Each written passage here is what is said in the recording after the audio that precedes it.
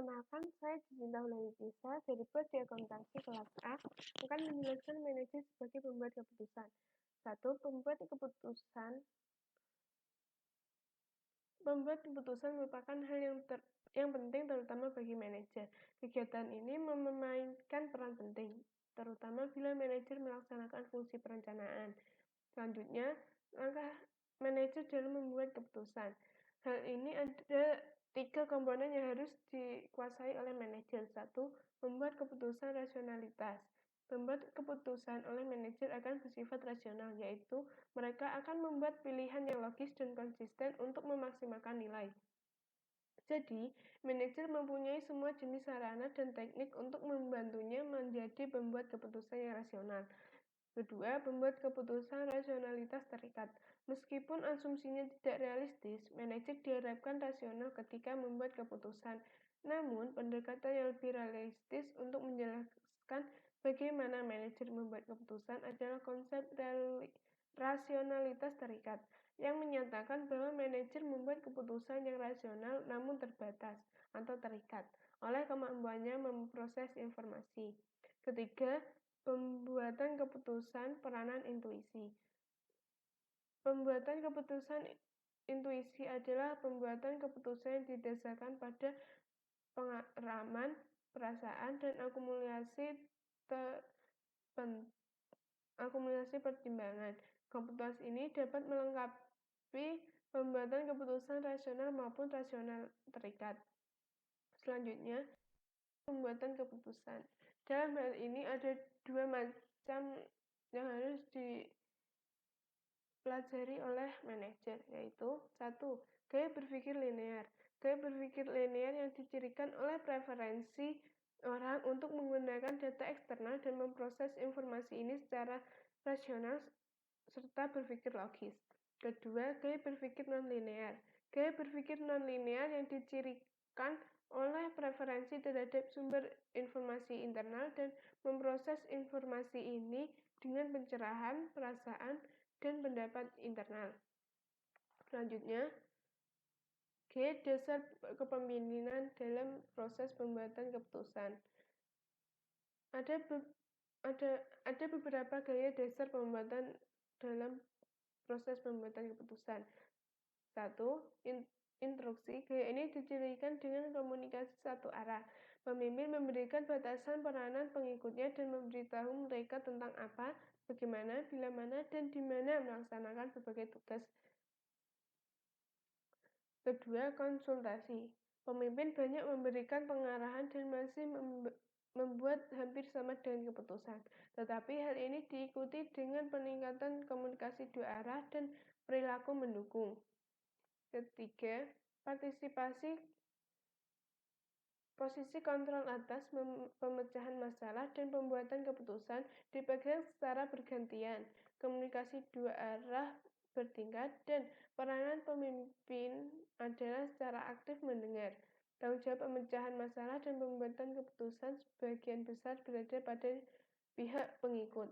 Yang keempat, delegasi. Pemimpin mendistribusikan masalah bersama-sama dengan bawahan, sehingga tercapai kesepakatan mengenai definisi masalah yang kemudian proses pembuatan keputusan didelegasi atau wewenang. Selanjutnya, langkah-langkah. Langkah-langkah proses pembuatan keputusan ada 8. Sebagai seorang manajer yang profesional harus memiliki beberapa langkah-langkah sebelum membuat keputusan, yaitu 1. Mengidentifikasi suatu masalah. Masalah adalah perbedaan antara kondisi yang ada dan yang diinginkan. Masalah mempunyai beberapa karakteristik, yaitu sebuah masalah akan menjadi masalah jika seorang manajer become aware of it. Adanya tekanan dalam menyelesaikan masalah, dan manajer harus mempunyai otoritas, informasi, atau sumber yang dibutuhkan untuk menyelesaikan masalah. Contohnya, saya sebagai manajer mempunyai karyawan di bidang komputer. Belakangan ini produktivitas karyawan menurun karena komputer yang digunakan sudah tua dan usang. Dalam hal ini ditemukan suatu masalah, yaitu karyawan membutuhkan komputer baru. Kedua, mengidentifikasi kriteria keputusan. Setelah manajer mengidentifikasi masalah, dia harus mengidentifikasi kriteria keputusan. Kriteria tersebut menyangkut biaya yang akan terjadi pada resiko yang akan dihadapi dan hasil yang diinginkan. Sebagai contoh, Debri mempertimbangkan kapasitas memori dan menyimpan tampilan, berat, garansi, dan daya tahan baterai. Ketiga, mengalokasikan bobot kriteria. Jika kriteria yang relevan tidak sama arti pentingnya, membuat keputusan harus memberi bobot pada masing-masing kriteria agar dapat memberikan prioritas yang tepat dalam membuat keputusan. Cara yang sederhana pada kriteria yang paling penting dan kemudian memberi bobot pada kriteria yang lain dan menggunakan standar. Keempat, mengembangkan alternatif. Dalam langkah ini, harus membuat keputusan menyusun daftar alternatif yang ada yang dapat memecahkan masalah.